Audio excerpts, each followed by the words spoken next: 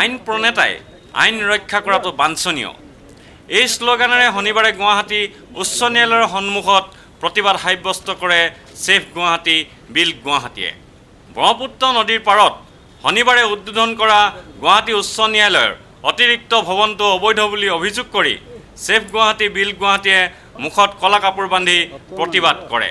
নৈৰ পাৰ মুকলি ৰখাৰ অধ্যাদেশ বাহাল ৰাখিবলৈ আহ্বান জনাই ছেভ গুৱাহাটী বিল্ড গুৱাহাটীৰ সভাপতি ধীৰেন বৰুৱাই কয়, ব্ৰহ্মপুত্ৰৰ পাৰ মুকলি কৰি ৰাখিবলৈ নিৰ্মল চৌধুৰী কমিশ্যনে এটা ৰিপৰ্ট দিছিল আৰু অসম চৰকাৰৰ লগত আমি ছেভ গুৱাহাটী বিল্ড গুৱাহাটীয়ে যেতিয়া এইটো দাবী তুলিলোঁ, আমাক চৰকাৰে জনালে যেতিয়ালৈকে এইখন অৰ্ডিনেন্স নহয়, আইনত পৰিণত নহয়। আমি চৰকাৰক খুব জোৰেৰে ধৰিলোঁ। বিক্ষোভ প্ৰদৰ্শন কৰাৰ ফলত অসম চৰকাৰৰ মুখ্যমন্ত্ৰীয়ে গোটেই নদীৰ পাৰ কামাখ্যাৰ পৰা গভৰ্ণৰ হাউচলৈকে নদীৰ পাৰত কোনো ধৰণৰ পাৰ্মানেণ্ট কনষ্ট্ৰাকশ্যন হ'ব নোৱাৰিব বুলি অৰ্ডিনেন্স জাৰি কৰিলে। অৰ্ডিনেন্স জাৰি কৰাৰ পিছত হঠাৎ হাইকোৰ্টে ইয়াত ফাউণ্ডেশ্যন লে কৰিব খুজিলে।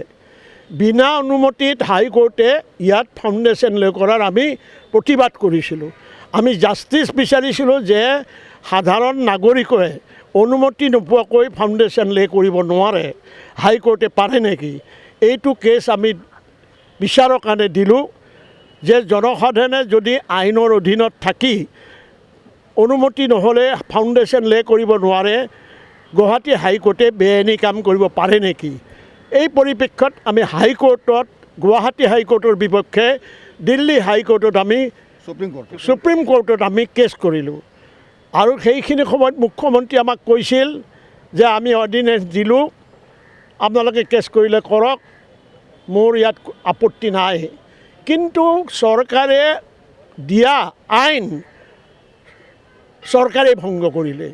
আইন প্ৰণেতা তথা আইনৰ ৰক্ষকসকলে আইন ভংগ কৰিছে বুলি অভিযোগ কৰি ছেভ গুৱাহাটী বিল্ড গুৱাহাটীৰ সাধাৰণ সম্পাদক কৈলাশ শৰ্মাই কয়, আজি আমি ইয়াত মিলিত হৈছোঁ ছেভ গুৱাহাটী বিল্ড গুৱাহাটীৰ উদ্যোগত।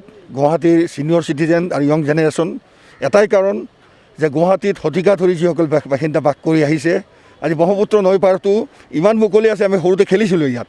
কিন্তু আজি যদি আমি মাদ্ৰাজল মেৰিনা ড্ৰাইভ বা মেৰাইন ড্ৰাইভ বা মেৰিনা বিচত আমি যাওঁ, আৰু ইতিমধ্যে ইণ্টাৰনেশ্যনেল ল মতে ৰিভাৰ ফ্ৰণ্ট আৰু সাগৰৰ পাৰত কেতিয়া দখল কৰিব নোৱাৰে বা এনক্ৰছ কৰিব নোৱাৰে, আৰু 400 মিটাৰলৈকে কোনো কনষ্ট্ৰাকশ্যন হ'ব নোৱাৰে।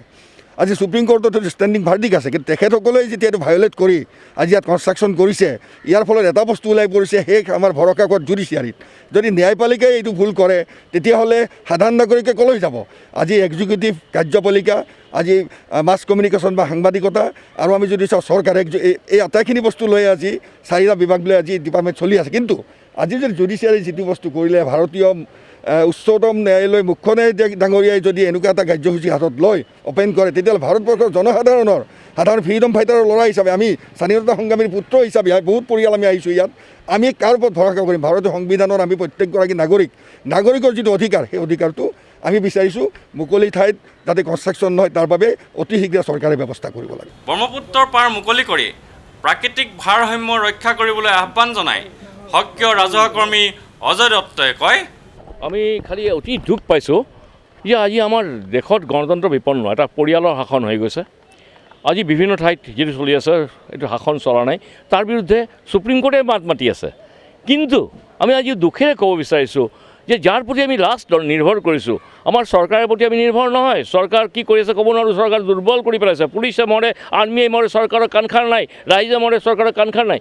কিন্তু চৰকাৰৰ এটা নীতি বিৰুদ্ধ কাম হাইকোৰ্টে কৰিলে, আৰু হাইকোৰ্টে এই কামটোক তেওঁলোকে যদি সমৰ্থন কৰা, হয়তো চিফ জাষ্টিছ নাজানে কি চিফ জাষ্টিছ মহোদয়ৰ দৃষ্টি আকৰ্ষণ কৰাৰ কাৰণে, আৰু এই ধৰণৰ বস্তু যাতে পুনৰাবৃত্তি নহয়, আৰু আইনৰ ৰক্ষক যাতে আইনৰ ভক্ষক নহয়, তাৰ কাৰণে আমাৰ এই প্ৰতীকী ধৰ্ণা, এইটো আমি বিৰাট মানুহলৈ অহা নাই, বিৰাট বিক্ষোভ দেখুৱাবলৈ অহা নাই। কিন্তু গুৱাহাটী চহৰক আমি মৰম কৰোঁ, আৰু আমি ছেভ গুৱাহাটী বিল্ড গুৱাহাটী কৰোঁ। আমি নতুন এটা আবেদন জনাইছোঁ, লেট আছ লাভ গুৱাহাটী। ভিডিঅ' জাৰ্নেলিষ্ট সুশান্ত দাসৰ সৈতে অমৰদীপ গগৈ, চেণ্টিনেল নিউজ, গুৱাহাটী।